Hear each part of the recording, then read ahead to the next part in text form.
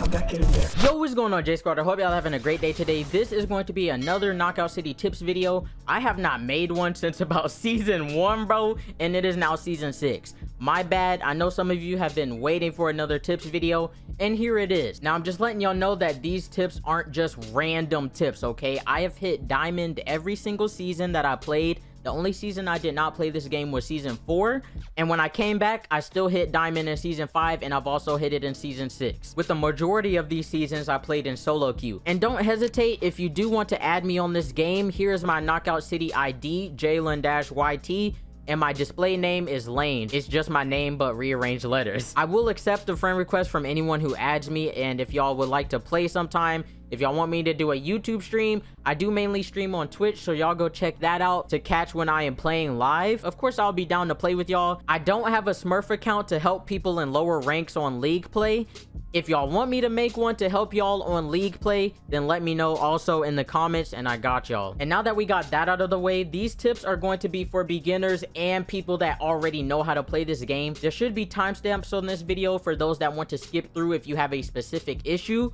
And let's go. First of all, something I noticed with a lot of new players are the settings. They don't know what settings are good. We're going to start with the control settings. And by the way, y'all, I do play on keyboard and mouse. I do not play on controller. But if I was on controller, I would have my sensitivity up higher than the default. It is pretty recommended for you to have a somewhat high sensitivity in this game because it can get very intense very quick. You don't want to be turning around to catch a ball, but by the time you're at a 90-degree angle, you already got hit because your sensitivity is too slow. So make sure you're at a decent sensitivity. The default is 5. I would go anywhere higher than 5. You see the highest is 20. I probably wouldn't recommend that, but just use whatever is comfortable for you all. You can see for my mouse sensitivity, I'm on 105 and the default is 250. I'm also using the mouse that came with my PC. Nothing special, no buttons on the side, just a regular mouse for this game. Controller vibration, I usually leave that off for any game anyway. Ball form, throw, and pass, I leave it on hold, but my glide button, I leave it on toggle.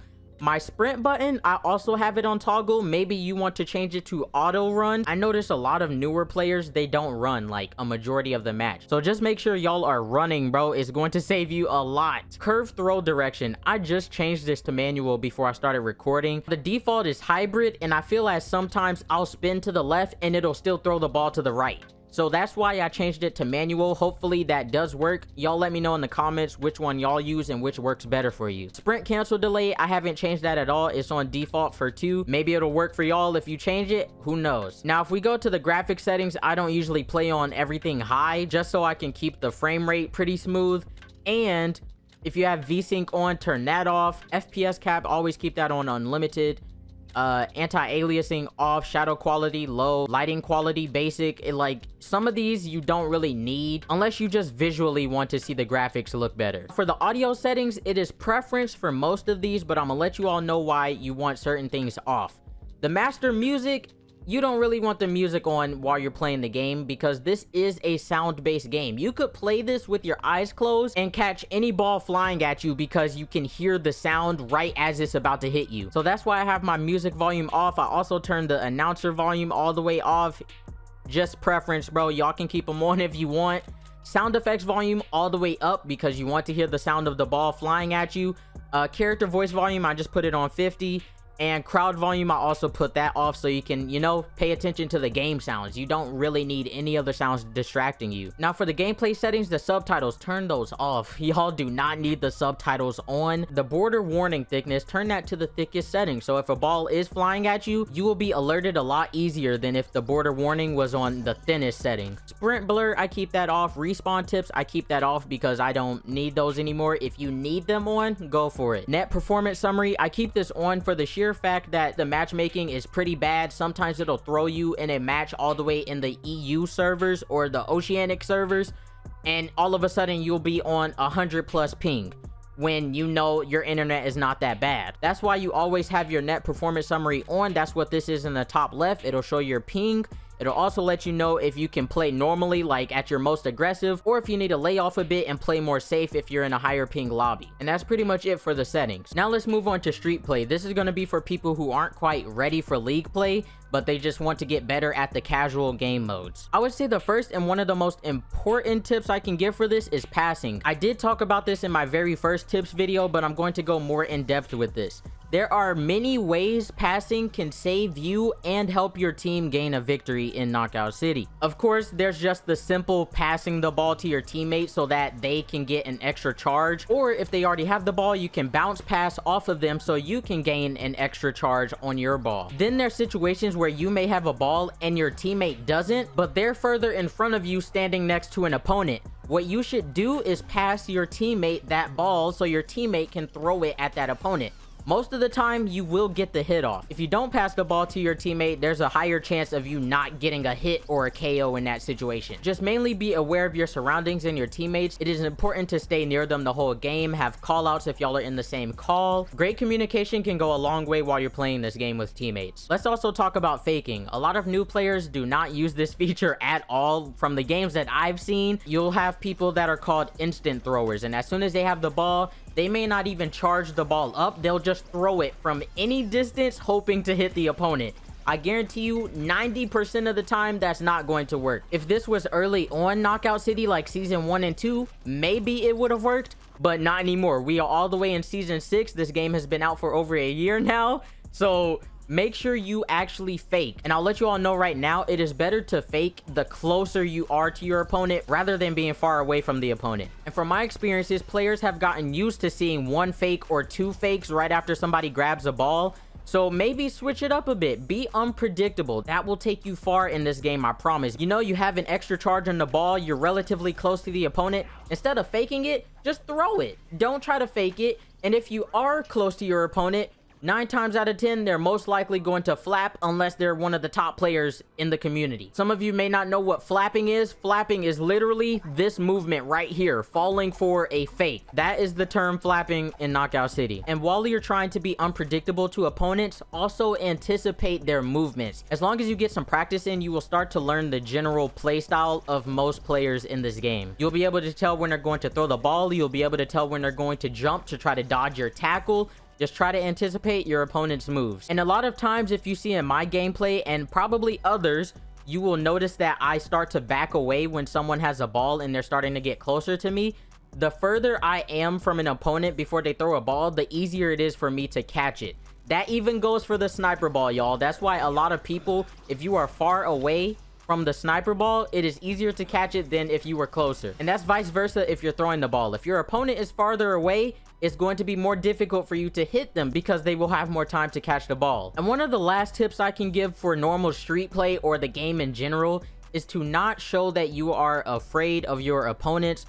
They will feed off of that, and then your team will start getting dominated. Make sure you are always confident in your gameplay and do not leave mid-game, y'all. I can't tell you how many times I've been placed in a mid-game match because people are always leaving mid-game. It happens a lot more often than you think. So please, if you're in a game and y'all are losing pretty bad, do not give up. Anything is possible while you're playing Knockout City. I've seen some of the craziest leads, and then the other team comes back out of nowhere and wins. So I'm being serious when I say this. Do not give up mid-game. Don't just sit there if you're losing pretty bad. Keep playing until the very end. You never know what will happen. And if you are somewhat of a new player, I recommend that you play with teams or groups, some friends, people that you know that you can communicate well with. And if you are already an intermediate or a pretty advanced player and you're good at solo queue, then go for it. But I promise you, you're probably going to get in more mid-game matches or high ping servers because it happens to me a lot. All right, y'all, and I guess I'll slide this in as well. Let's talk about the self-pass. There are still people on this game that don't know that's a thing.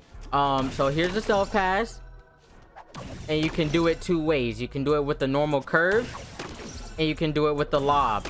It is called the self-pass because you are throwing the ball yourself, but you're catching it as if an opponent is throwing it at you. Personally, I think the easiest to do is the lob self-pass, but also it can be different for you if you are on controller. So I will try to explain this as best as I can. Again, I am on keyboard and mouse. I do recommend you have a higher sensitivity if you want to learn the lob self pass, because you do have to do a whole 180 pretty quick. So we're going to go with the curve self pass first. For starters, I want you all to go to a higher surface than the ground. For the curve self pass, you have to jump. For the lob self pass, you can literally just press the lob animation. So what you're going to do is jump, spin, throw, and catch. That's the order that this is going to go in. And while you're practicing this up here, just keep in mind where your little crosshair is on your screen and make sure you're going to land there before you catch it. So if I'm going to jump, curve, and throw, I'm already here in position to catch it. You also want to make sure you're looking at the ball. You can't have the ball flying at you from the side and expect you to catch it. This is an example of what not to do. Just like that, you're going to get hit if you try to catch it while not looking at the ball. So you have to look at the ball and you'll catch it just like that. And this is why I say for starters, you want to be on the higher surface because it is easier to do a self pass like that. But once you get more comfortable with the pattern, the jump, curve, throw, and catch, you can start doing this on the ground. Personally, I like to press curve and throw at the same time. Like that. I didn't expect it to turn to the right, but I just reacted quick enough to catch it on the right side. When you are doing this on the ground, you need to be looking directly down to where you can't look down anymore. That'll be the easiest way for you to catch this. If you're looking up or not all the way down, the ball is gonna fly too far in front of you. So make sure you're looking down when you're learning this. And don't forget the pattern. Jump, curve, throw, and catch. And I recommend you throw and curve at the same time. Also, you want to be sprinting if you're doing this on ground level. Now, the reason why I think the lob self pass is easier is because you don't have to jump in this one. You can just run, lob, throw, and catch. All you have to do is change how you turn around. So you run, lob, throw, catch. Run, lob, throw, catch. And make sure you're still looking down. That same rule applies. When you're starting this, you can look down the entire time, but when you've gotten used to it, you don't have to look down anymore the entire time. As soon as you throw it, you can start looking up so you can see your opponent in front of you. I did not get this on my first try at all when I was learning how to self-pass, I promise. But now that I've mastered it, I can pretty much do this whenever I want, in any game I want. I don't recommend that you do this in every game. You can probably do this for style points, or if you're simply trying to be disrespectful to somebody, that happens as well. But yeah, guys, I hope that helped on self-pass. If I didn't explain it too well, let me know in the comments. This was my first time trying to explain it.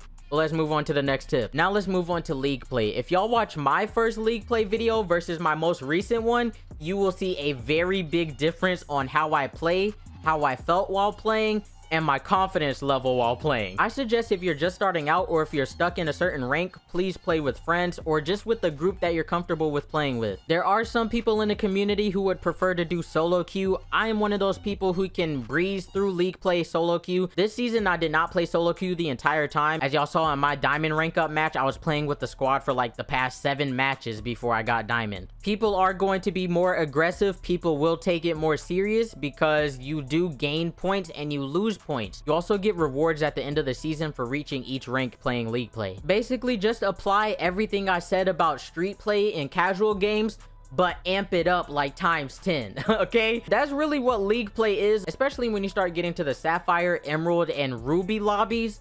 It starts to get serious, I promise you that. But there are some issues that I have to talk about that other content creators or players may not talk about. We're going to start with league play since we're already talking about it. If you do not know, a lot of the top players can be very toxic, okay? If you don't know this term, a smurf is when somebody makes a new account just to try to basically bully the lower ranks and gatekeep them in the same rank. Gatekeeping in this game, if you don't know, is purposefully keeping somebody in the same level so they can't rank up. I've seen it plenty of times. I've heard about people doing it. I've seen people bragging about doing it, okay? It is a real thing in the league play scene. People will make new accounts just to bully the lower ranks. And if you have to go through that, I'm so sorry. I don't know if it'll ever change.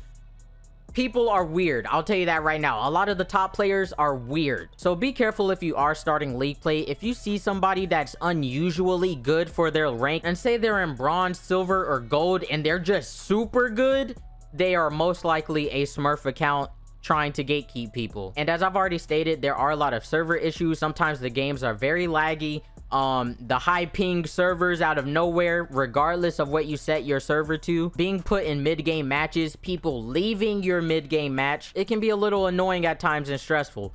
But I guarantee you, this game is fun, especially if you play with friends. And the game is finally free to play, which of course I think they should have done that a long time ago. So try to get your friends to play if they haven't already. If you would like any more tips and tricks from me or any secrets about this game, just let me know in the comments down below.